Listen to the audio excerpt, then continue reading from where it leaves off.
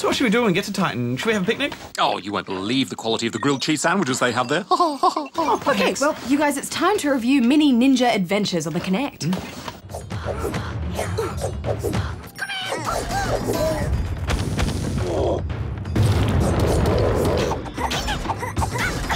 The original Mini Ninjas was released in 2009 and was a fun action-adventure game. But now that it's been adapted into a Kinect game, it's a very different experience. Yes, but you're still playing as Hero, who was the hero from the last game. And one day, while on his way to the dojo, he sees a shiny talisman which he can't resist stealing. But of course, it's full of evil. And it's not long before the evil escapes and your adventure to defeat it begins. Who knows why someone left a shiny evil talisman just lying around, though? I believe it's called a plot device, hence. Yes. Well, anyway, the game itself is pretty straightforward. Each of the 21 levels are made up of waves of enemies that come at you down 5 lanes. You've got to move Hero around to dodge and attack them and survive to the end. And you get quite a few weapons and abilities to deal with all those baddies. You're first introduced to your trusty sword and the ability to kick enemies away, but soon get a bow and arrow as well as the one weapon that no ninja can live without, the shuriken. And finally you get access to some magical spells as well, like Storm Push, Lightning, and Earthquake.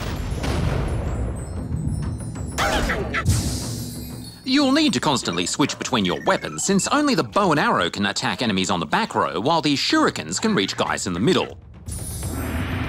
You'll also free your mini ninja friends as you progress throughout the adventure, and once you've filled a ninja meter, you can call them in for backup by shouting, "Ninja!"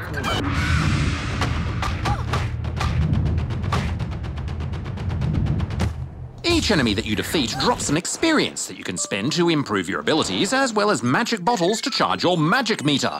And occasionally you get power-ups such as invincibility or extra damage. Things start off simple, but soon get quite difficult once they start throwing different combinations of enemies at you. There's wizards who can protect and boost other enemies, shielded enemies you need to stun first, sneaky ninja who can disappear, and exploding ninja you have to kick away, to name a few. Yeah, and after a while they start throwing so many different types of combinations of enemies at you that it becomes a bit of a puzzle trying to work out how to take them out. And the Kinect is quite responsive, only occasionally struggling with a few of the controls, which are kept quite simple. To move Hero, you actually run around from left to right in your room. You change weapons by reaching behind your back with your bow and arrow on your left shoulder and your sword on your right. Well, you have to put your arms out to either side for shurikens. And most of the actions that you do in the game are pretty natural, such as swiping with a sword, or throwing shurikens, or kicking with your foot. But the bow and arrow is a bit weird because you pull it down like that and then you kind of just cool your armpit to fire the arrows. Doesn't really make sense. I like the movements you do for magic the most because you start off by putting your hands together like this and then you push out from you to do a storm push, or down from the sky to do lightning, or you jump to pull off an earthquake.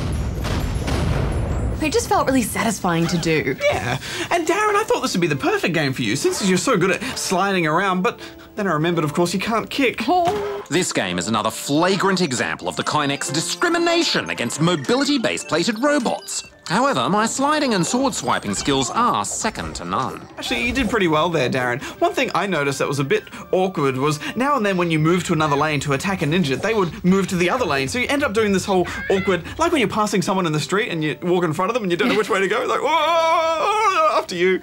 Yeah, that happened a fair bit. Just stay in the same lane, ninjas. That would have been too easy though, Bajo. I did think the mini-games were a bit pathetic though. I mean, I would have expected something a little bit more than just timed levels against training dolls, but anyway, final thoughts, Badge?